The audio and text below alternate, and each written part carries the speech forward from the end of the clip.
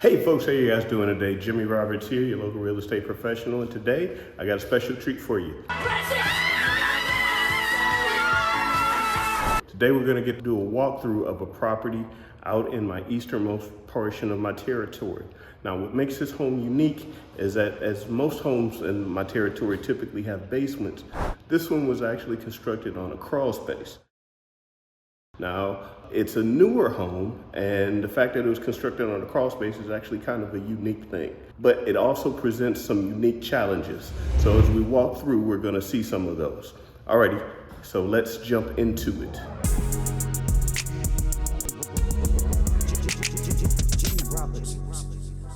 As with all things, we're gonna start with the living room. As I do a quick pan here, as you can see, you've got ceramic tile flooring. These are actually wood windows, which means that I was actually wrong. This is actually an older constructed home that has been renovated, but it looks like they took out a wall here, put in a beam, and made some additional renovations. As you can see, renovations are actually pretty nice, right? Again, these are not LVP or luxury vinyl plank flooring. That is actually ceramic tile. We've got a granite countertop in the kitchen. The cabinets appear to be pretty decent shape. These appear to be similar to original or older, but they were painted and they did a pretty good job with that. As you can tell by the subway tiled backsplash. Pretty nice, pretty nice. The other thing I'd like to draw your attention to is this. Each of these plugs here appear to be GFIs are connected to a GFI somewhere, which is actually really good. There it is. That's the GFI right there. So all of those are probably run in series to the GFI. That's very important considering that you have a wet space right there. So the importance of having a GFI is basically this. You don't want to get shocked, right? So if you're using these electrical sockets along this line here and something happens, this is going to pop and immediately kill the circuit so that you're not sending electricity into a potentially very hazardous situation. So this is the laundry room / mud area. And again, well, actually, these are tiles. Where they use actual ceramic tile in the other room, they just use regular sticky tiles here. This is the garage. It's just a garage, no big deal. And we have our first bathroom. Again, pretty good job, actually. Pretty good job. And of course, we have the baseboard heating. That's a gas baseboard. So what's interesting about this, though, is we're going to see that here we have the boiler right there, water heater, and they also have a gas furnace, and we'll see that in a second. So let's take a look at some of these bedrooms. Pretty good. Got carpet, average grade carpeting, maybe a little bit above average padding. Closet organizers, and each bedroom does have a ceiling fan, and of course the smoke detector, which is always a plus. Matter of fact, that is building code. Now again, here's how I know this is an older home. You have this wood window here, and typically speaking, most windows, unless you're dealing in very high quality, not saying that this is not high quality, but very, very high-end homes, you're not gonna see a lot of wood windows nowadays. Typically, you're gonna see vinyl or some variant of that, maybe even fiberglass, but definitely not wood. Now, here's what's interesting about this particular bathroom. I don't know if you can see the difference, but this is ceramic tile right here, and this right here is actually marble. So, you know, that's kind of awkward, right? You've got a marble floor that has actually been put in pretty well. You've got a granite countertop for the vanity top there. And then you come around here and you have a plastic bathroom enclosure. Now again, I mean, it works, but that is unique in that the flooring and the countertops and even the toilet and the cabinetry probably trend towards higher end. And then you have a plastic bathroom enclosure. Not that bathroom enclosures are not good. It's just that generally speaking, we would have expected some ceramic or porcelain tiling. Another bedroom.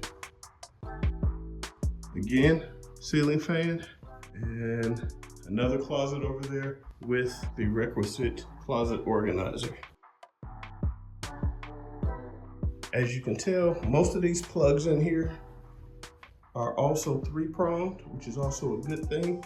And to be honest with you, most of them are newer. So we're gonna come back to this room real quick. This is the third bedroom, by the way. We're gonna take a quick peek upstairs. So this is the attic area. Now here's what makes this home actually very unique. As you can see, this is newer wood, which means that this was kind of added on after the fact. They used 2x6 construction. And as you can see, I'm just walking up. It's an attic. So there you have it. Right now, this is not living space because it is unfinished. But if somebody decided to put an office up here or something like that, they're more than willing to do it. I don't know that all of this space would be included, but say if they went up about 5 feet and closed everything off, the living space would be counted from about my shoulders width across on down. It may add another 100 square feet of living space or so, which again, I don't know, that may help a potential home buyer or home seller for that matter. Again, pretty interesting. Now, since this is on a crawl, what they did is they added a gas forced air furnace coming in from the attic. Now, the fact that they didn't have to, go through too many trials and tribulations here using this nice wide stairwell is a very good thing for them. But that really makes things a heck of a lot better. So they actually have 2 heating systems here. They have the gas forced air furnace, which we traditionally understand. Of course, we have the boiler system. Now, I'm gonna show you the crawl space. Now, crawl spaces are interesting in that crawl space construction is not bad or good. Neither really matters. But this one has a bit of a problem. And let's see if I can show you. I don't know if you can see that there, but that is standing water. As a matter of fact, that sewage pipe appears, is basically sitting right on top of a trench, and that trench is filled with water. Now, if this were outside, it wouldn't be that big a deal, but this is inside someone's house, actually right underneath it.